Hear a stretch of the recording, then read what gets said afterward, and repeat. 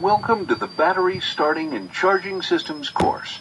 In this course, you'll learn how each of these components work individually, how they work together as a system, and how to diagnose routine problems with these systems. The battery, starter motor, and alternator, sometimes referred to as a generator, work as part of a team to provide power for starting and operating the vehicle's electrical equipment. A vehicle battery contains stored electrical energy that's ready to operate the starter motor at any time. When the ignition key is turned on or the starter button is pressed, electrical current flows from the battery to the starter. The starter motor rotates and starts the engine. Once the engine is running, the engine turns the alternator, which produces electricity and recharges the battery, so it's ready for use the next time the car needs to be started. Because these components work as a team, a malfunction in one component affects the other two. Many symptoms, such as slow engine cranking, can be caused by any one of the three components or their connections. Sometimes a malfunction in one will actually damage another. For example, a weak battery can overtax the alternator and damage it. A malfunctioning alternator can overcharge and damage the battery. Proper diagnosis often involves checking all three components. Let's start with the battery. An automotive battery creates voltage from a chemical reaction between a liquid electrolyte and metal plates. Most batteries use sulfuric acid as the electrolyte and lead for the plates. A typical automotive battery has 6 cells connected in series. Each cell has 2.1 volts, so a fully charged battery has 12.6 volts. The battery is required to start the vehicle and then is used to absorb voltage fluctuations while the vehicle is running. The battery negative terminal is connected to the chassis of the vehicle or ground. A good path to ground is required for good current flow. Typical automotive and truck batteries are battery manufacturers use a common numbering system to facilitate replacement. These numbers are the BCI, or Battery Council International, group numbers. Two batteries with the same group number are physically interchangeable, but you still have to select the right type battery. For example, starting or deep cycle for a given application. Conventional 12-volt batteries, identified by removable cell caps, include 6 individual cells that contain lead alloy plates or grids, which are coated with porous lead material. One cell consists of alternating positive and negative plates immersed in a liquid sulfuric acid electrolyte. Electrical current flowing into the battery causes a chemical reaction between the plates and electrolyte, resulting in a buildup of negatively charged electrons on the negative plate and a deficit of electrons on the positive plate. Each cell produces about 2.1 volts, and the 6 cells together produce between 12.6 and 12.8 volts when fully charged. When a load is connected between the battery posts, current flowing through the circuit produces heat, light, or magnetism to operate various electrical devices in the vehicle. A conventional battery has removable cell caps, so the user can replenish water that leaves the battery in the form of hydrogen and oxygen gas. Be careful around batteries.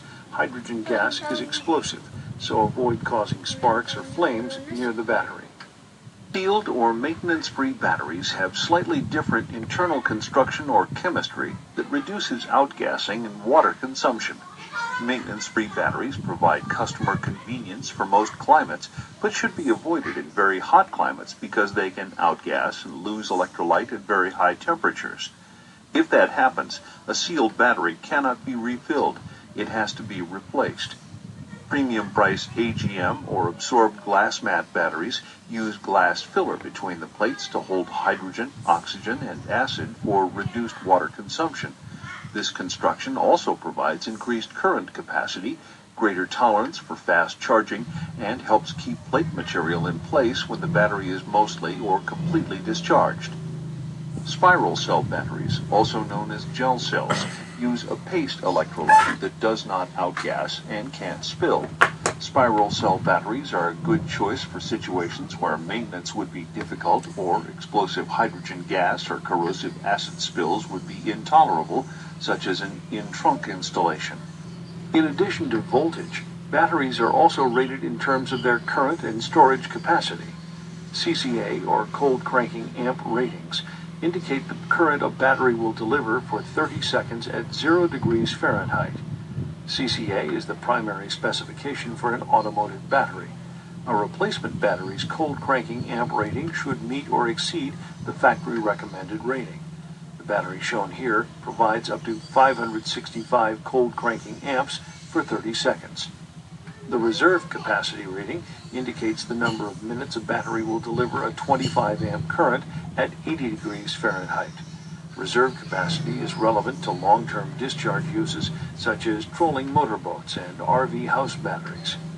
This battery label indicates reserve capacity of 100 minutes, meaning it will provide a 25 amp current for 100 minutes. While most automotive batteries are located in the engine compartment under the hood or hidden under a cover in the engine bay or fender, there are other locations, including under the rear seat, in the trunk, and in the case of some vintage cars, trucks, and the recent smart car, under the floor.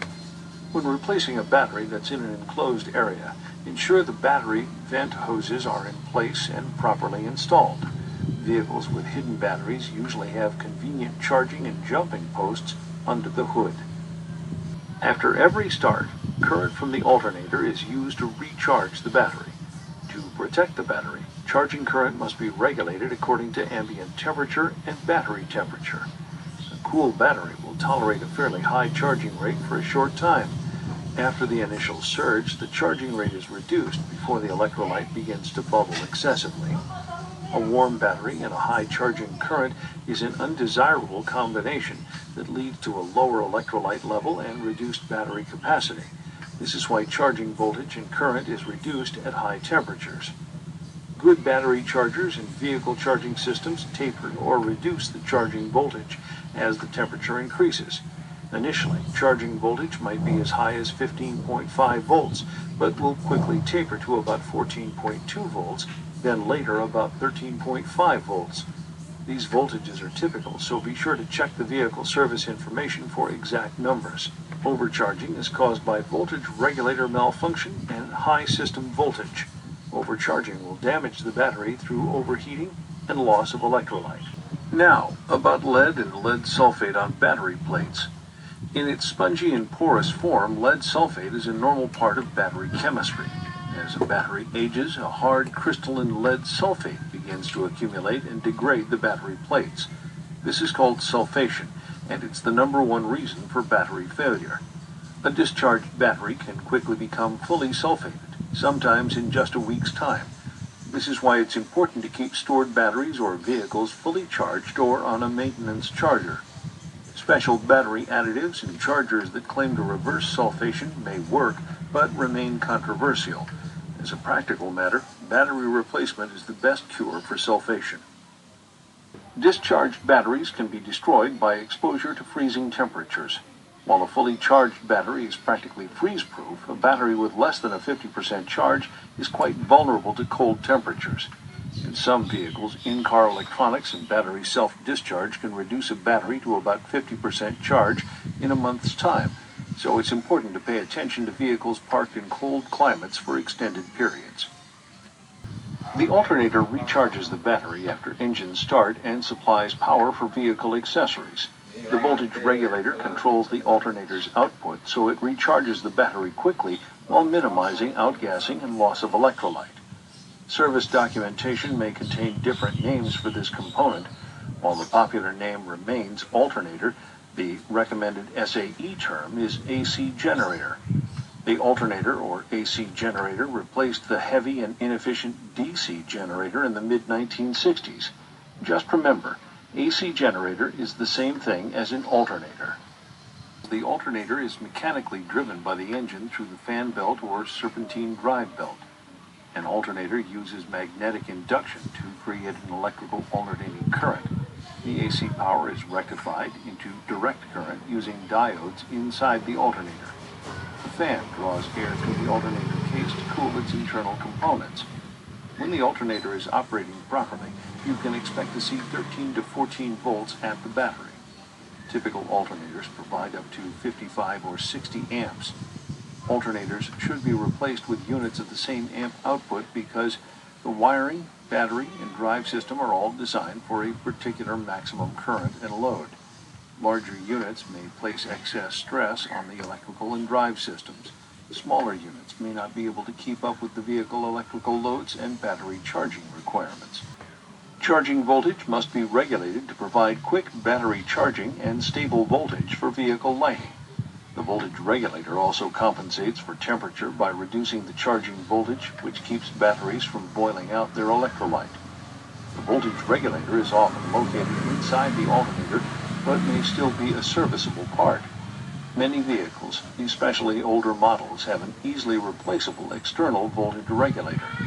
Several manufacturers, for example Chrysler's, built from the mid-90s, embedded the voltage regulator in the engine control module, or ECM. The ECM can reduce alternator output during acceleration to provide more engine power. If an ECM-based voltage regulator malfunctions, the entire ECM must be replaced. A battery's level of charge or discharge is called its state of charge. The battery's state of charge determines the appropriate charging current and voltage.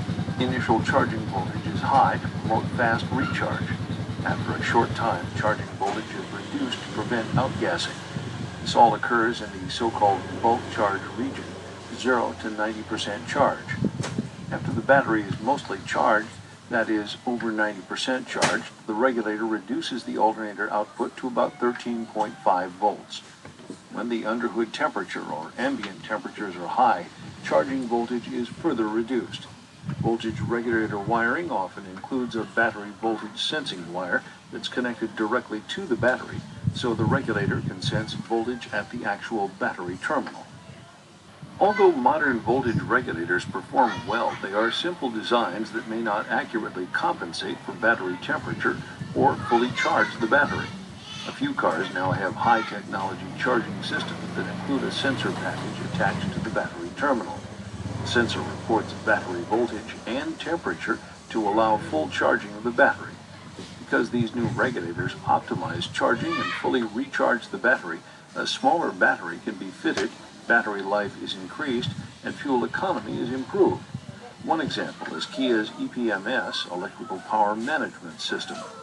If the battery is replaced in a vehicle with this type of charging system, the replacement battery must be the exact type and capacity specified in the vehicle's service information, and the battery sensor must be reinstalled per manufacturer's recommendation. Alternators are driven from the crankshaft pulley using a serpentine belt, a single V-belt, or twin V-belts.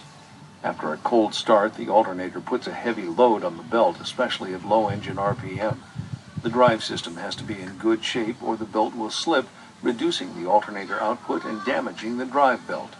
Some vehicles are equipped with fuses or fusible links on the alternator output and battery positive output leads. Always identify and repair the root cause of a blown fuse or fusible link before putting the vehicle back in service.